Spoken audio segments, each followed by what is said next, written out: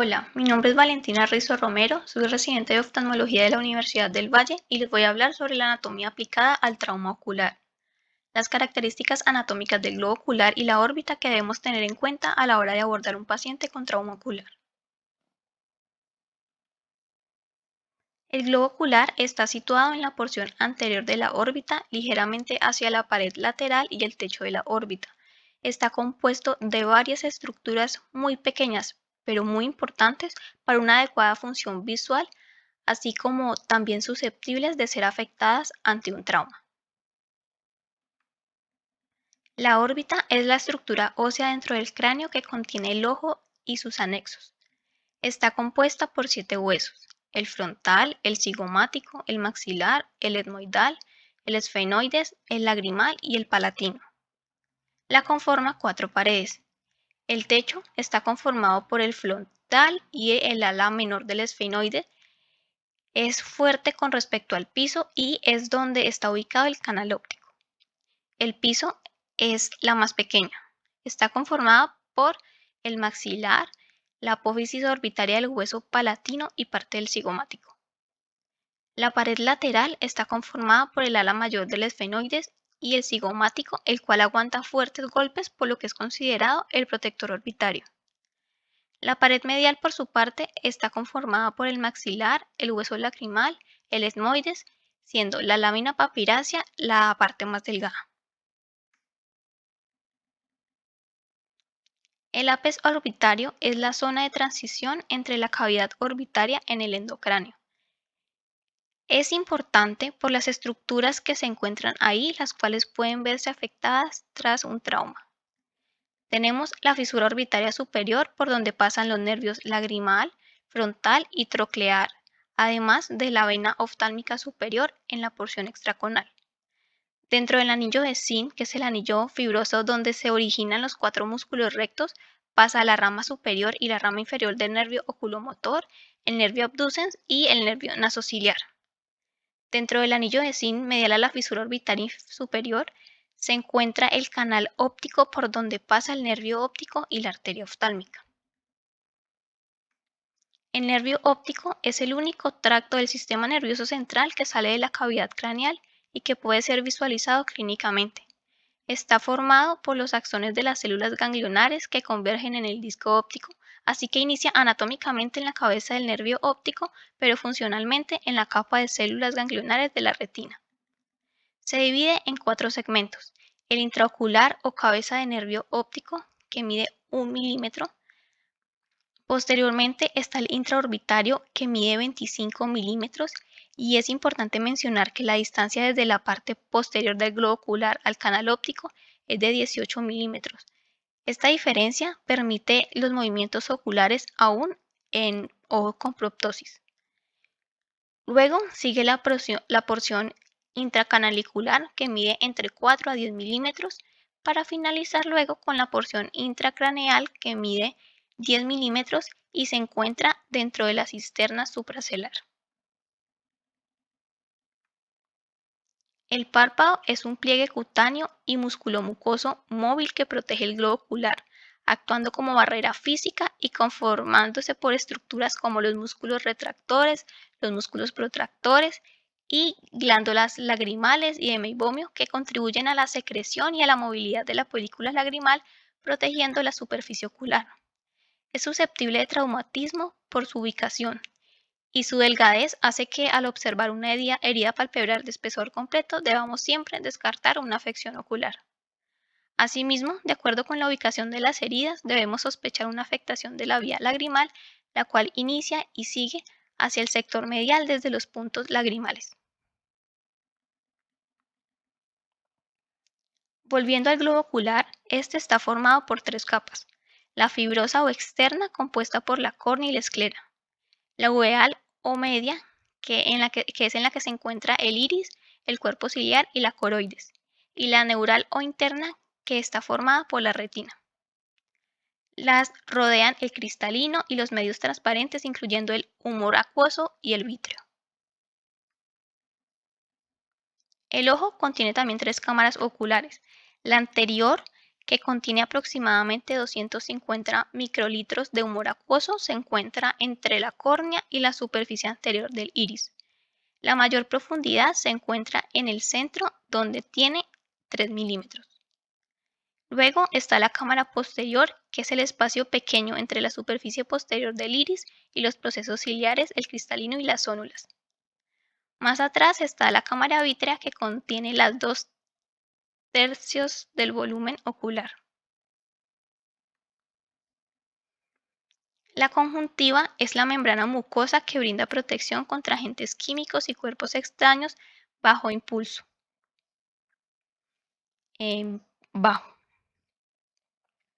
Entre sus partes está la conjuntiva vulvar, que cubre el ojo. Esta se adhiere firmemente 1 milímetro posterior a la corneosclera y el resto se encuentra suelta.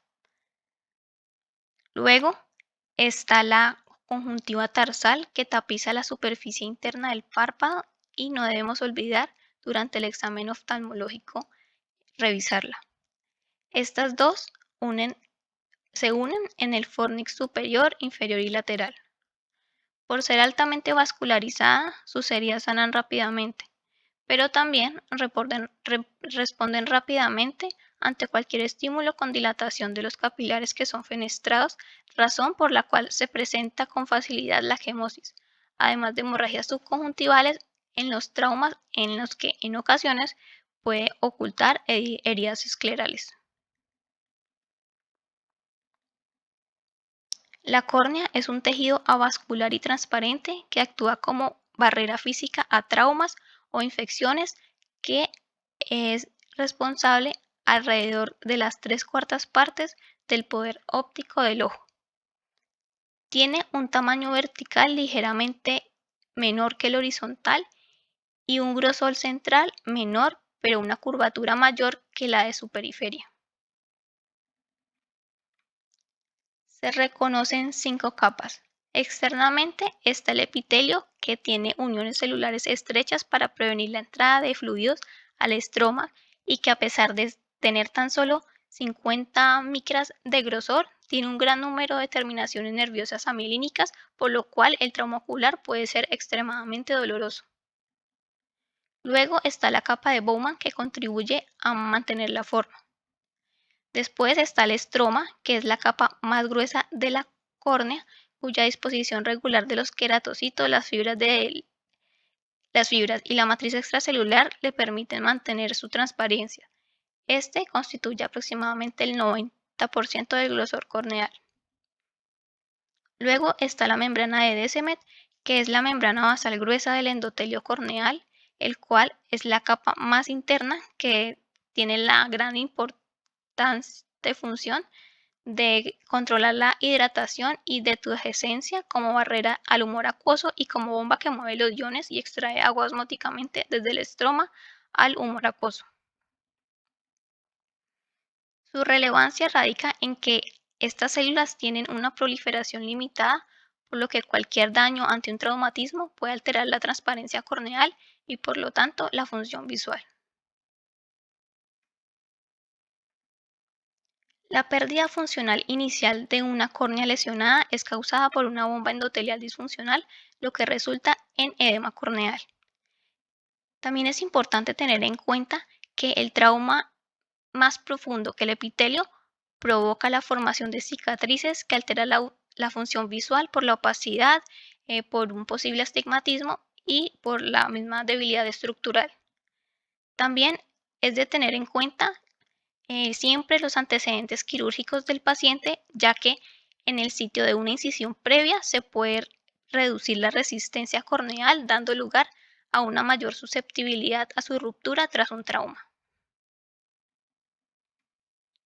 La esclera es un tejido fibroso que protege el contenido ocular, da la forma de globo ocular y sirve de inserción de los músculos extraoculares. Se extiende desde el limbo hasta la lámina cribosa, cubriendo los 5/6 posteriores del ojo. Su grosor varía de 0.6 milímetros en el limbo, 0.5 milímetros en el ecuador, a 1 milímetro en su porción posterior, que sería la más gruesa. aunque su porción más delgada está detrás de la inserción de los músculos extraoculares con entre 0,3 y 0,4 milímetros, por lo cual es un sitio de mayor susceptibilidad a ruptura ante un trauma y hay que tenerlo en cuenta. Su proximidad a la uvea y retina le confiere también una importancia clínica adicional ante un trauma.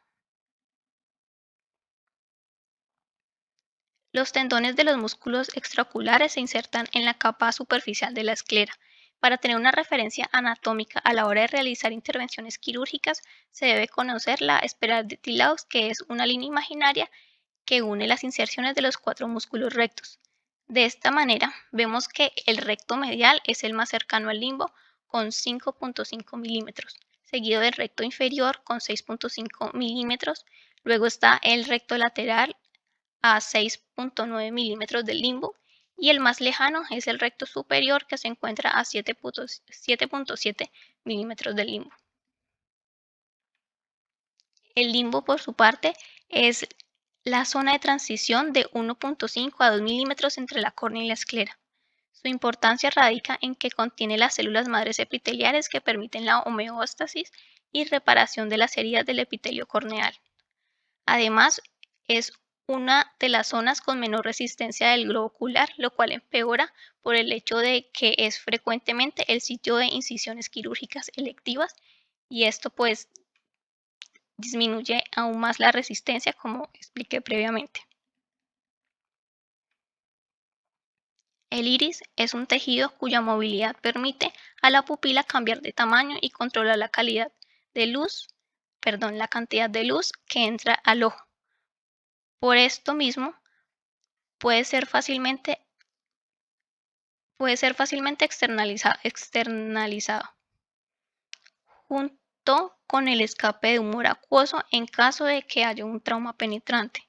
Si la herida es corneal, el iris prolapsado es fácil de visualizar. Sin embargo, si la herida es escleral, el diagnóstico puede ser más difícil ya que la quemosis o la sangre puede ocultarlo.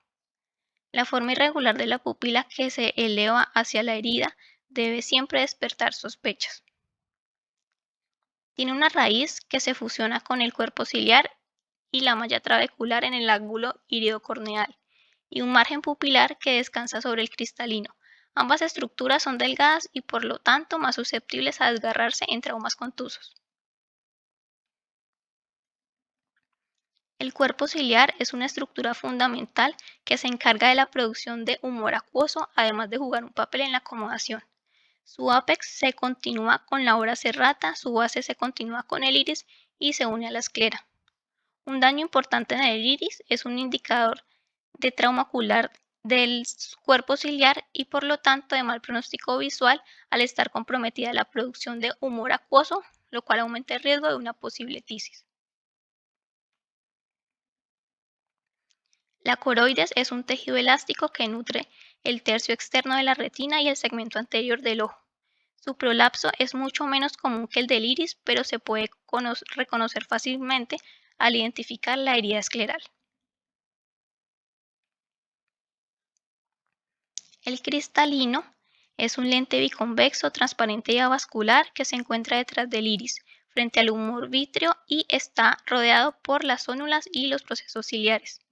Es fundamental evaluar su adecuada posición, color e integridad durante el examen físico, ya que un lente luxado o subluxado puede dar lugar a un prolapso de vítreo cámara anterior y su opacidad puede llevar a una grave afectación de la agudeza visual. Además, se encuentra a 3 milímetros de la superficie posterior de la córnea, por lo que una luxación anterior podría fácilmente afectar el endotelio corneal. El vitrio es el tejido intraocular más móvil, así que también se puede prolapsar fácilmente ante un trauma abierto. Ocupa el 80% del volumen ocular, sirve de soporte para la retina y la coroides, actúa como amortiguador de choques, además su transparencia le confiere una función óptica. Tras un trauma puede tornarse turbio, ya sea por una hemorragia vítrea, una infección, una inflamación o metalosis que afecta pues la función visual. Presenta adhesiones susceptibles de desgarros o desprendimientos de retina tras traumas en la base del vítreo, el margen del disco óptico, las, la región perimacular y a lo largo de los vasos retinianos. La retina es la capa más interna del ojo responsable de convertir la información del medio ambiente en impulsos nerviosos que son transmitidos al cerebro para su decodificación y análisis. Consta de dos capas principales, la retina neurosensorial interna y el epitelio pigmentario retinal. Tiene un doble suministro hemático, la arteria central de la retina que irriga los dos tercios internos y la circulación coroidea que irriga el tercio externo. En la mayoría de los casos, el estado de la retina determina el pronóstico visual, en especial la mácula. Por esto, examinarla adecuada y exhaustivamente es importante desde el inicio. Si la retina ha prolapsado a través de una herida, es posible reconocerla, a no ser que esté completamente necrótica o cubierta de sangre.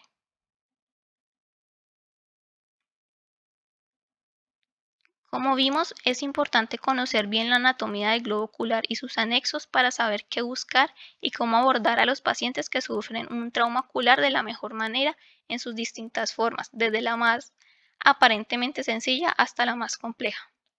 De esta manera, podremos también tener una idea inicial sobre qué estrategia terapéutica usar de acuerdo al daño presentado, ya sea en el segmento anterior del ojo, donde se puede afectar estructuras como la córnea, el cristalino, el iris y se puede observar signos como ifema o patologías como glaucoma, o en el segmento posterior, donde se puede evidenciar una hemorragia vítrea, una contusión retinal, un agujero macular, un desprendimiento de retina, lesiones coroideas o inclusive del nervio óptico. Gracias.